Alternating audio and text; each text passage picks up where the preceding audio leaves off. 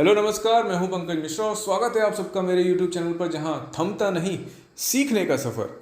दोस्तों, money matters series का ये चौथा वीडियो है और आज इस वीडियो में हम बात करने वाले हैं टर्म इंश्योरेंस की। कुछ लोगों ने मुझसे बोला कि टर्म इंश्योरेंस के ऊपर एक वीडियो बनाइए। आज का ये वीडियो है जहाँ पे हम समझेंगे कि what is a term insurance, why should we go for a term insurance, plus what are those points we should consider before choosing any of the term insurance plan। ढेर सारी बातें होंगी, लेकिन उससे पहले जिन लोगों ने चैनल को सब्सक्राइब नहीं किया है, please subscribe the channel and do not forget to press the bell icon so that you will get notified with all the upcoming videos. तो चलिए शुरू करते हैं वीडियो और समझने की कोशिश करते हैं कि टर्म इंश्योरेंस क्या है। Now to understand what is term insurance, let us understand these 5 points। और standard term insurance can be considered as a pure form of insurance, जहाँ पे आपको डेथ बेनिफिट मिलती है बट मैच्योरिटी बेनिफिट नहीं मिलती है। इसका मतलब suppose you have paid a premium for 20 years and उस दौरान आपके साथ कोई अनफॉर्चुनेट इंसिडेंट नहीं होता है, then you will not get back those amount what you have paid for 20 years. Now cover की बात की जाए तो आपको maximum companies up to 70 years का लाइफ कवर प्रोवाइड करती हैं। Premium payment you can make it either as a wholesale single payment or you can choose a regular mode where you can pay it either monthly or quarterly or annually। अभी अगर सम assured amount की बात की जाए तो आपके annual income का 20 times आपको as a sum assured amount मिल जाता है। For example, if you have annual income of 5 lakh rupees, then 20 times means 1 crore of sum assured amount you can get. इसके अलावा आपका जो डेथ बेनिफिट है उसके अलावा you want to include your critical illness और you want to include some accidental death type of things, that also you can include as an additional riders. तो ये है all about term insurance. Now let us try to understand why should we go for a term insurance plan. तो अभी हमने समझने की कोशिश की कि टर्म इंश्योरेंस क्या होता है। अब आइए समझने की कोशिश करते हैं कि टर्म इंश्योरेंस क्यों लेना चाहिए। टर्म इंश्योरेंस के एडवांटेजेस की बात की जाए तो सबसे पहला एडवांटेज हमको ये मिल जाता है कि ये one of the cheapest insurance plan है, जहाँ पे आपको लो प्रीमियम में हाई कवर मिल जाता है।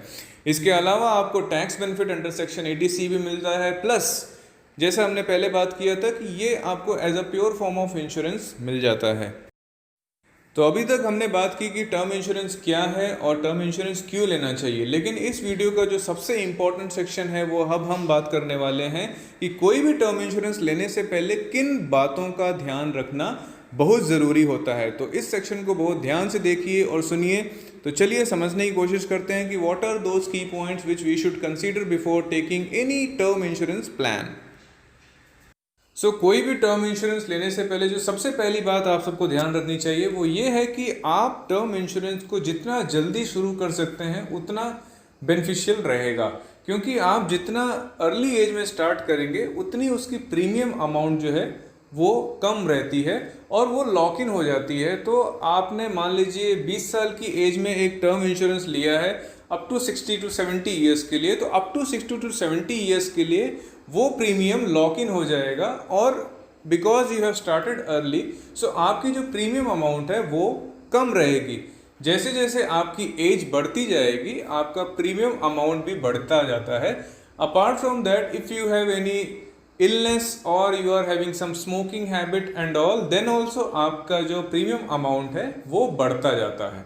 तो इसलिए the first step is to start early.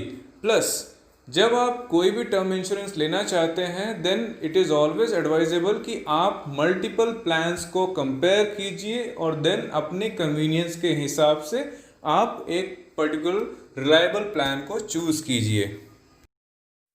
Now moving to the second point that we should consider before taking any term insurance plan is always go with a trusted and a reliable brand or a company to take your term insurance plan। It is advisable and it is always better to go with somewhat high premium and a trusted company than to go with a cheap, low premium and an untrusted company। इस बात का ज़रूर ध्यान रखिए कि जहाँ से आप टर्म इंश्योरेंस प्लान ले रहे हैं वो कंपनी कितनी रिलायबल है। तो ये चीज़ को बहुत ध्यान रखिए। Now moving to the third point which we should take care of before taking the term insurance plan is always check the claim settlement ratio of that company from where you are planning to take the term insurance plan. इसका मतलब ये है कि suppose एक company के पास settlements के लिए 100 claims आए हैं and that company is clearing just 50 or 60 claims, then that means that company का जो claim settlement ratio is only 50 to 60%, which is not at all advisable to put your money in that company. So always prefer the companies जिनका claim settlement ratio जो है at least 95% या उससे ज़्यादा है. So that is the third tip which we should take care of before taking a term insurance plan. अब हम बात करते हैं चौथे पॉइंट की जिसको हमको ध्यान रखना चाहिए before taking a term insurance plan, and that is always check the claim settlement amount ratio.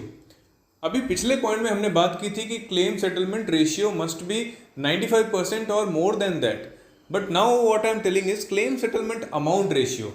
इसको यहाँ पे समझिए, बहुत ध्यान से समझिए कि क्लेम सेटलमेंट अमाउंट रेशियो क्यों चेक करना चाहिए. Because there may be a company with a track record of more than 95% of claim settlement ratio, but क्या होगा कि वो जो 95% या उससे ज़्यादा claims उसने settle किए हैं, the amount of those claims may be very nominal, it may be very less, let's say for example lakhs of rupees, that's all.